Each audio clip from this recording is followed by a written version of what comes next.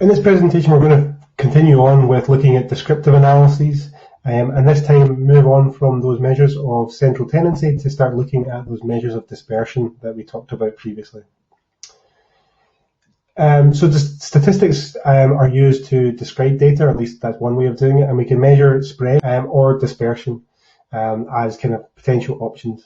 These measures indicate to what degree the observations, for example, test scores, are dispersed around the median or the mean, which we've looked at in the previous presentation. However, descriptive statistics do not allow us to make conclusions beyond our study data results. And that's obviously what we'll link into when we look at what we call inferential statistics. This tells us what's going on in our data. It doesn't really relate to what might be going on in other potential data sets in the wider population. And so we have to be careful about some of the assumptions that we make from our descriptive stats. So one of our options is the standard deviation. That's typically used in a lot of kind of studies. You may have come across it before. And we use the standard deviation when we've calculated our average as being with the mean. So data have to be, as described this in the previous presentation, what we call normally distributed or parametric data. Don't worry about what that means right now. We're going to look at that in a bit more detail later. But essentially, it's this idea that either side of the mean, you're going to have similar values, similar low values and similar high values. You've got this similar distribution, basically. You're kind of making that assumption.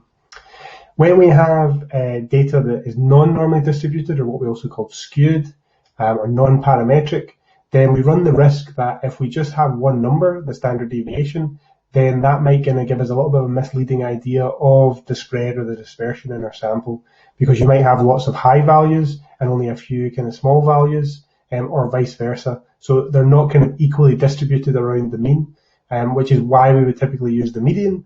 And with the median, we want to use what we call the interquartile range. In terms of calculating the standard deviation, don't panic, SPSS will do this for you, but I just wanted to make sure that you have the notation, the equations about how we kind of come up with the variance and then the standard deviation. You will never probably have to ever calculate these by hand, but it's good to know what they're telling you, what they're actually measuring.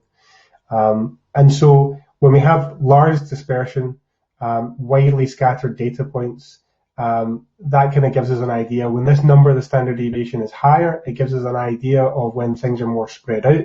When it's smaller, then it gives us an idea that more things are closely related to the mean. So things are all kind of bunched up together. It gives us a low number, and if there has a high number, it suggests that there's a lot of kind of range of scores you've got. And so from that that kind of data that we've got, one of the first things we have to do if we are wanting to work out the dispersion is calculate what we call the variance, or S2, as you can see here. Now, in order to calculate this, what we do is we take each individual score and we subtract the mean from that score. So how far away from the mean is that individual value? And then we multiply that by itself and divide by the sample size minus 1. As I'm saying, you won't ever really need to calculate this, but this just gives you an idea of what the variance and then what the standard deviation is. That we basically look at every individual in our sample and we compare those to the mean to get an idea of how far away they are from them. But then we need to kind of tweak that in order to get it on a scale that makes sense. And that's where we get the variance. And then we manipulate the variance by taking the square root of it to give us the standard deviation. So again, don't worry about this too much. If you're interested in looking at why you do those things, you can go and read about standard deviations, but the chances are you won't really need to.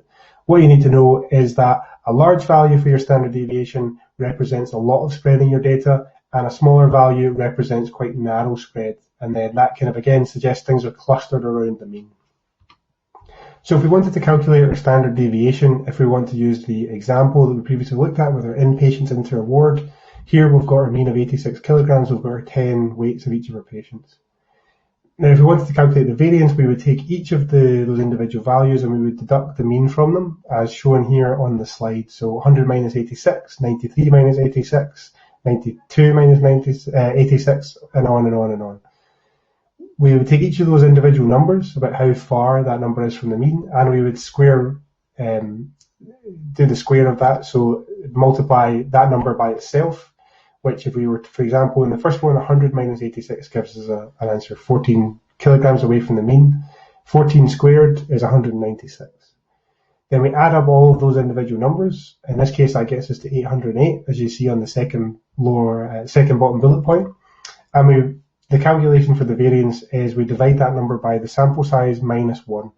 So here that's 808 divided by 9. That gives us a variance of 89.7. So that gives us an idea of all the variation away from the mean that we have in our sample. But it's not that useful for us when we look at it. What we then want to do is calculate the standard deviation, which is the square root of the variance.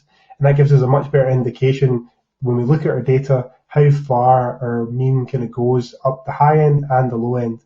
Now, obviously here we're assuming that it goes equally above and below. Now, this isn't saying that these are the values that hit the maximum or the minimum. This is giving us an idea of the deviation of the variance in our sample. If we wanted just to tell people the range, we could say, well, it was 72 to 100. That's not kind of what we're doing here with the standard deviation.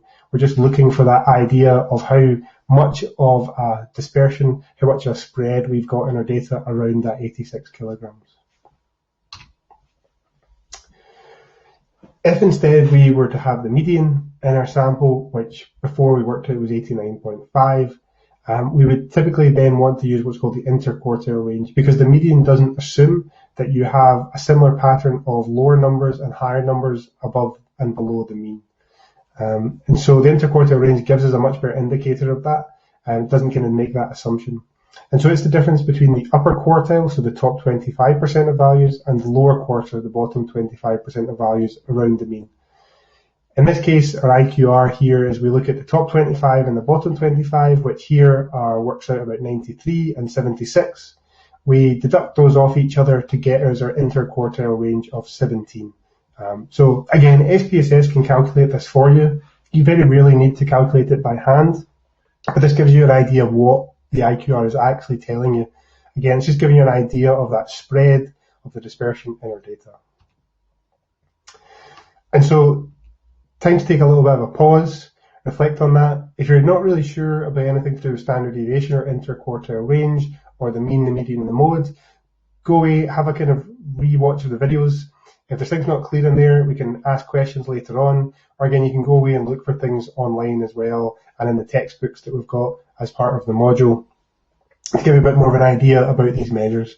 Again, you won't need to work them out yourselves. Don't worry about them too much just now. This is just an idea, so you've got a bit of a background in how we work out our average, how we work out our dispersion, and that kind of gives us some of our early and basic summary descriptive statistics that we might use.